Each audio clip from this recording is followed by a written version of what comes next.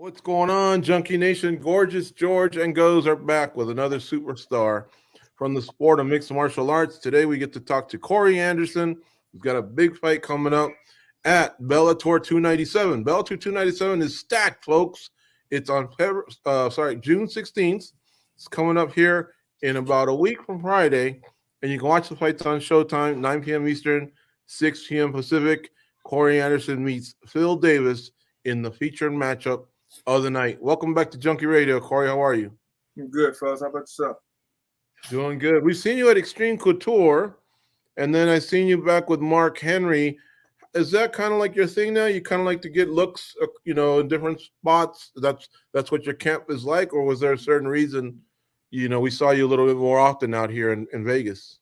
I mean, I was always, before the last fight, I usually always go out to Vegas to start my camps.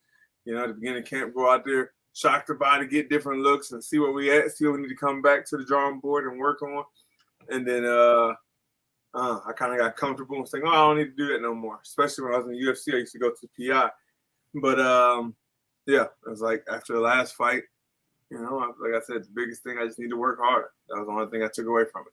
I mean, just got to go out there, work harder, do more, prove myself more, put myself in tougher situations. And I know when I go out to Extreme Couture, it's always some different bodies, tougher looks, some different looks, mixed up from what I'm used to. So I went back out there. I actually went out there twice this camp and mixed it up with those guys.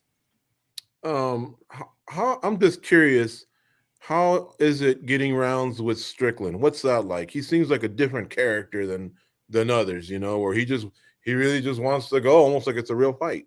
I mean, it's the way everybody keep asking me. So I post pictures, it was like sparring with him. I'm like, to be honest, it was no different than going with other people. I think it's more of a respect factor.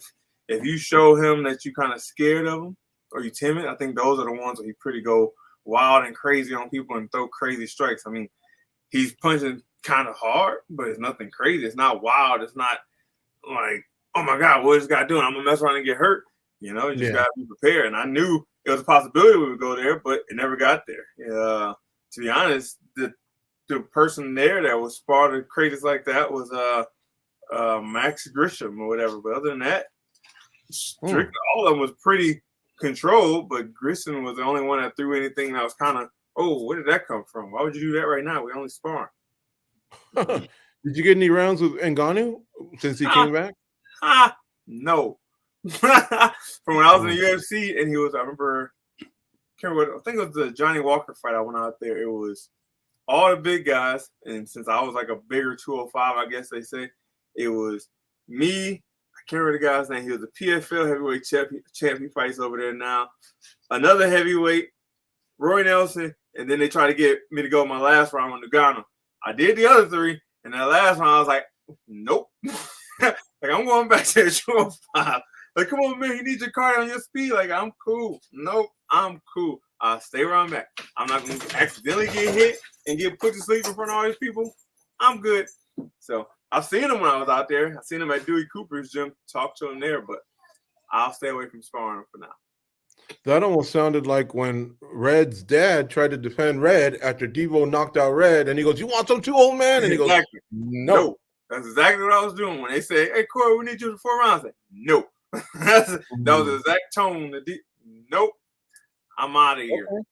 Okay, gotcha. I'm just curious. I go in there, I try and observe, but I don't try and get too much into the weeds out of respect for it. I think it's a privilege for them to allow us to go in there, but at the same time, I don't want anyone to ever feel uncomfortable like I'm taking notes or anything like that. But it's always a fun watch there at Extreme Couture. All right. Mark Henry, tell me a little bit about working with him all these years. I may have asked you this before, or maybe Eddie, I can't remember, but it's like you guys have pitching, combos or whatever, like in baseball, a one's a fastball, a two's a changeup, a three's this, that, whatever. The codes you guys use, are you switching it up? Are you guys still using them? How's that work?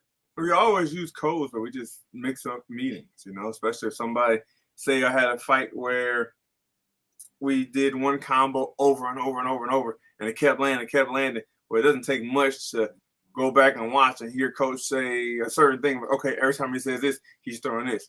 So, we just get back together and we either keep the same codes, like the same names, but make them different combos, or we keep the same combos and give a different name. Like most of the time, he's speaking different languages, so it's like goes from what was it? It was Russian and Portuguese and this one African Creole and stuff like that. So he just found up a different language, and that kind of that's what it is. All right, or colors, or state, or a president, or family member, or a holiday, or day of the week. Different things like that. So he just finds different ways to switch it up. Sometimes we'll say stuff that just means nothing. Because people get used to hearing it, but okay, they think something coming, so we're gonna keep saying that again. This time it's nothing to make them react, make them bite, kind of like a fake without actually faking, because that'll tell us if they listen to what we're doing or not. Hey, I have a question. Can we play a little game just real quick? Could you maybe give us some past code words and see if George and I can figure out what the move is? Let's see, what's a past one that we ain't using no more? We got to use our heads too, George. If he says something like Florida, then we know maybe that means go wild. You know what I mean? I like games. Let's do it. Trying to think, what's a good one? Fire. That is your straight right hand. Ooh, that's a good guess. I would say it's picking this guy up and slamming the shit out of him. Nope, both of y'all wrong. Damn, we come close? No. Fire it's not even a punch. It's like something for the opposite person. We seeing something they doing. It's like, okay, he's doing this, so it's time to get away from that situation. Get out of that situation. Fire, danger. It's getting hot. It's getting hot.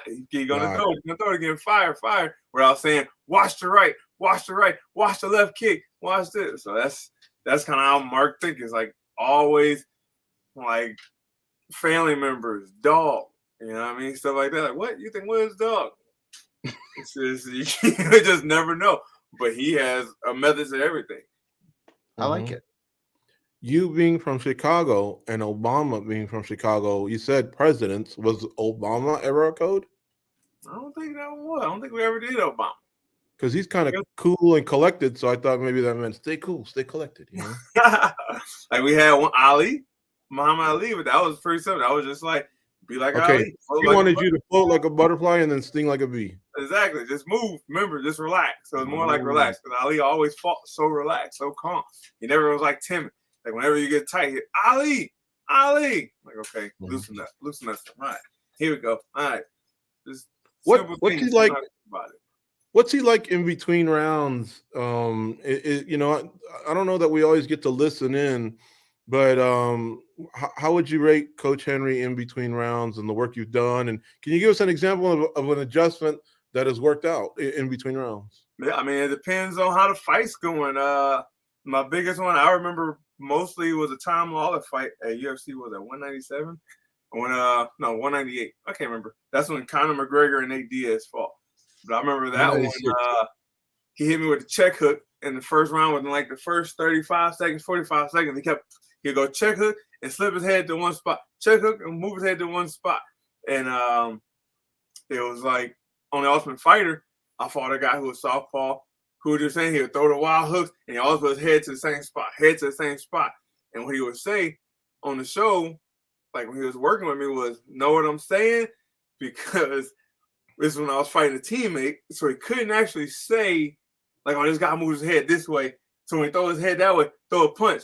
He was like, well, if I was fighting somebody and they would always slip one way, I kind of throw a punch to where they're going. Like, if I know they always slip one way, I throw a punch to where they're going. Know what I'm saying? But he couldn't say it because it was my teammate. He couldn't say, well, Pat Walsh, when you fight him, he's going to move his head this way. Throw where his head's going. He kept saying, well, if I was you ever and I was going to fight somebody and they always went to the same spot, I kind of punched to the area they're going. You know what I'm saying? And in that Tom Lawler fight, he would hit and go to that same spot. Like, remember the Pat Walsh fight? Remember, know what I'm saying? It's going to be there. Know what I'm saying? Throw right to where he's going and hit him with an inside leg kick over and over. It's going to be there the whole time. Second and third round, that's all I did. Jab, cross to the same spot, inside leg kick. Jab, cross on the spot, inside leg kick. Until you started getting tired, then we got the takedown. That's cool, man. Thank you very much for sharing. Okay, how about this question? in the main event, there's the title fight with Nemkov and Romero. And you and Davis are one fight below that. There's the co-main event, as we all know, with Pettis and Pitbull. Are you going to make 205 just in case something were to happen up above? And do you even know if you have dibs over Phil Davis, who's won 2 in a row, longtime veteran just like you? Are you even worried about it, or have you been instructed to be prepared for any outcomes like that? I ain't thinking about it. Haven't been instructed. I mean, every time I make weight at 205. Every single fight, just in case. You know, you never know. Just in case anything can happen. Not really worried about what's going on in the main event. Haven't been instructed anything. Haven't heard of a backup, anything. But I'll be there ready to go. Focus on getting a W no matter who I'm fighting. Mm-hmm. Would you even want a scenario like that, or are you someone that prepares that whole camp to prepare for a certain person? Because to be fair, you guys have fought, or even I guess you guys have fought twice, even though there was the one result, which means you prepared for each other. So I guess it wouldn't be like you're getting caught off guard. But do you prefer the longer camp or a situation like what I described? Are you game for that? I mean, I'm game for whatever. Camp is camp. You know, for me, we do camp to prepare to be the best in the world. You know, at any given point, somebody can get hurt during camp and their opponent switches. You know, I don't ever go out there to do to go train for fighting one person. Oh, this guy does this. Oh, we got to be prepared for this. We got to be prepared for this. Be prepared for that. Our point in camp is to make sure I'm the best fighter out there, no matter who's in front of me. I'm doing what I'm doing doing what I plan to do. Worry about what I'm going to do. Don't worry about them so much. Corey, the last time we spoke, you said something that kind of stuck with me. And it was the fact that you felt like you were just basically in one gigantic camp where you weren't able to enjoy some of the little things of life. Were you able to get that stress off of you and just kind of get away for a little bit and clear your mind? Did that help you at all? Oh, 100%. After the tournament, I mean, I don't think I took a break at all during the tournament, even after the head clash, because they had told me, we're going to run it back. As soon as it's cut heel, we're going right back into the fight. So I go right back and get into camp. So it was nonstop. The injuries, I was so banged up. I was hurting.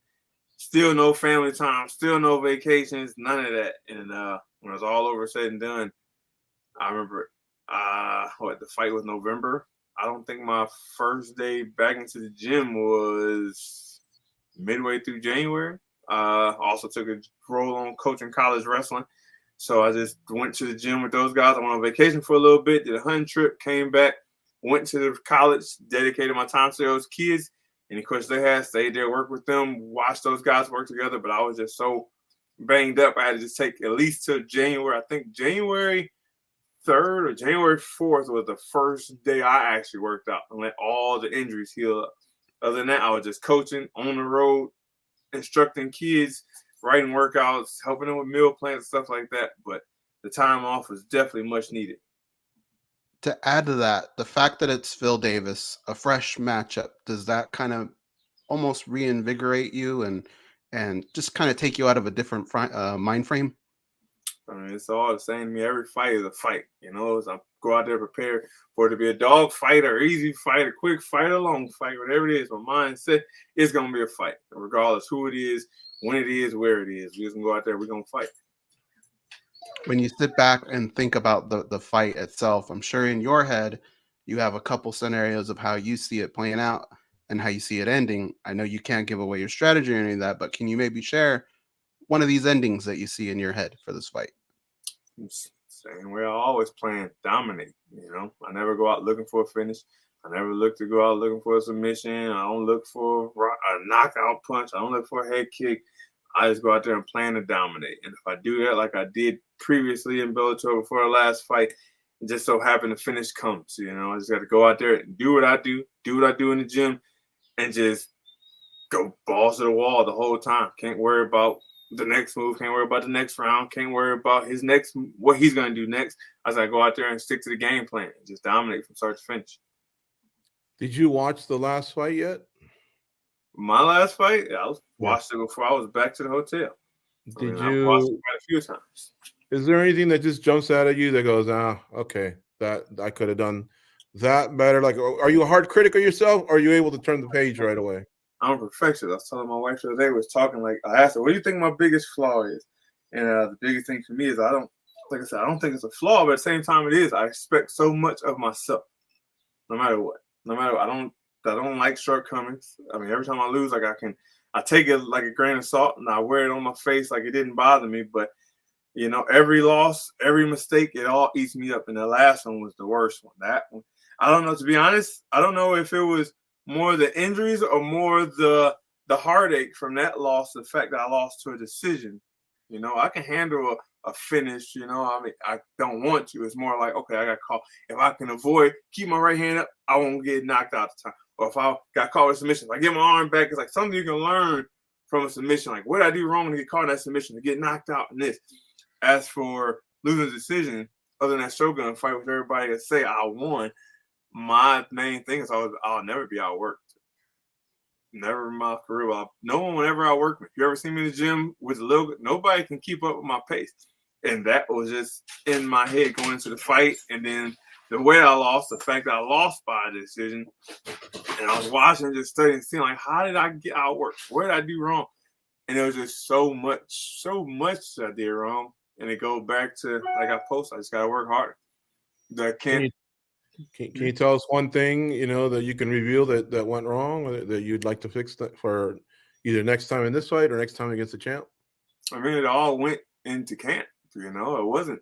I mean, if I would have did a harder camp like I usually do, I would have definitely dominated the way I would have. But that camp, like I said, was a long camp with so many injuries and so banged up. The main focus of the beginning of the camp was, we got to make it to this next fight without getting hurt.